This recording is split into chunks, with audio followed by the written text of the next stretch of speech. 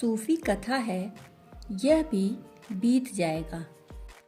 एक बार एक सम्राट बूढ़ा हुआ। उसने अपने मंत्रिमंडल को बुलाया और उनसे कहा कि मैं अब बूढ़ा हो गया हूँ और मृत्यु करीब है। अब तक मैंने ज्ञान की कोई कभी चिंता नहीं की, परंतु मृत्यु करीब आती है तो ज्ञान की भी चिंता पैदा होती है। उस बूढ़े सम्राट ने कहा कि मन बहुत घबराता है और अब मैं कोई ऐसा आधार चाहता हूँ जहाँ इस घबराहट से मैं बच सकूँ। और अब तक मैंने जो भी इंतजाम किए वे सारे व्यर्थ हुए जाते हैं। अब तक उनका बहुत भरोसा था। फौजें थीं, तोपें थीं, महल थे, किले थे, सभी कुछ सुरक्षित था। परंतु अब ये फौजें और ये पत्थर की दीवारें कुछ भी न कर पाएंगी। मृत्यु करीब आती चली जाती है। मुझे कोई ऐसा सूत्र चाहिए कि मृत्यु मुझे भयभीत न करे। यह बुढ़ापा द्वार पर दस्तक देता है। मन बहुत कपता है। मंत्रियों ने कहा, हम सलाह दे सकते थे कि और बड़ा किला कैसे बनाया जाए। हम सलाह दे सकते थे कि ये फौजें और बड़ी कैसे की जाए। परंतु जिस संबंध में आप पूछ रहे हैं उस संबंध में तो हमें कुछ भी पता नहीं। तो सारे साम्राज्य में खबर की गई, खोजबीन शुरू हो गई।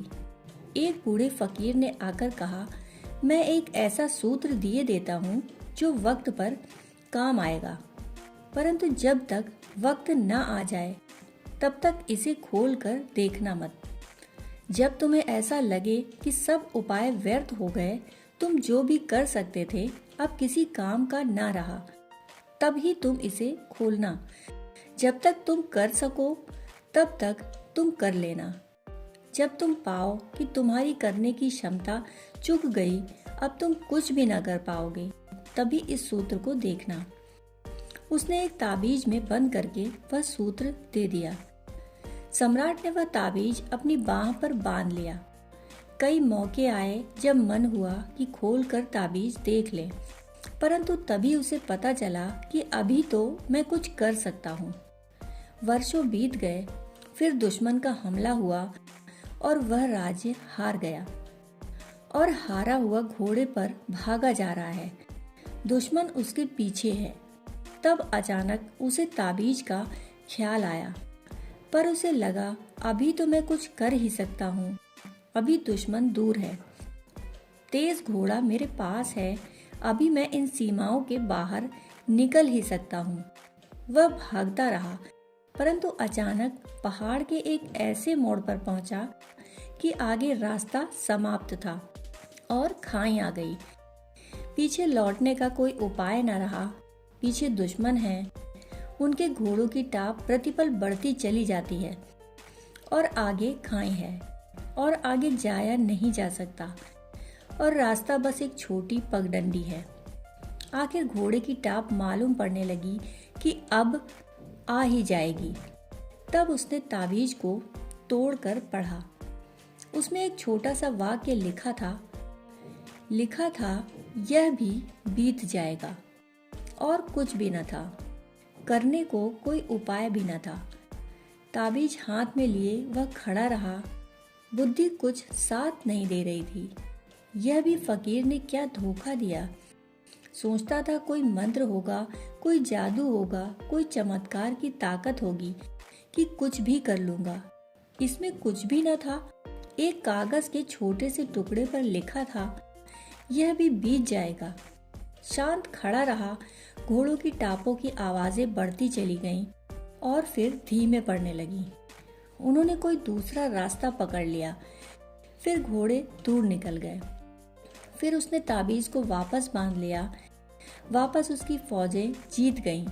वह अपने साम्राज्य में लौट आया, परंतु तब से वह हर घड़ी ताबीज को खोलकर और पढ़ने लगा। हर घड़ी किसी ने उसे गाली दे दी है, अपमान कर दिया है, और वह कागज को पढ़ लेता और मुस्कुराता और ताबीज को बंद कर देता। उस दिन से उसे किसी ने चिंतित नहीं देखा। उस दिन से उसे किसी ने दुखी नहीं पाया। उस दिन से किसी ने उसे क्रोध ही नहीं पाया।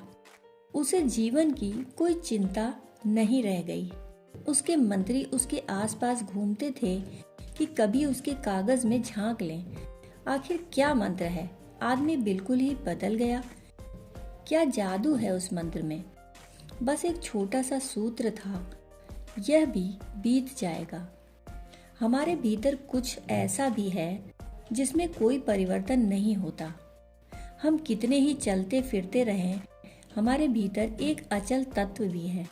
एक अचल निष्क्रिय आकाश को ही सदा ध्यान में रखें।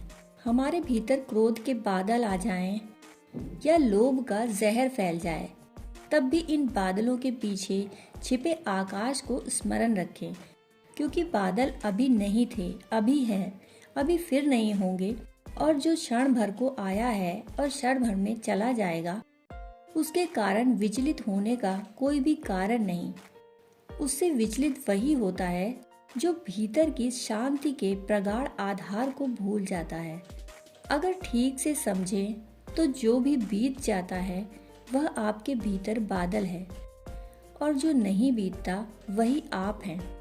जो भी आता है और बीत जाता है वह आप नहीं हैं। दोस्तों, कहानी सुनने के लिए आपका बहुत बहुत आभार।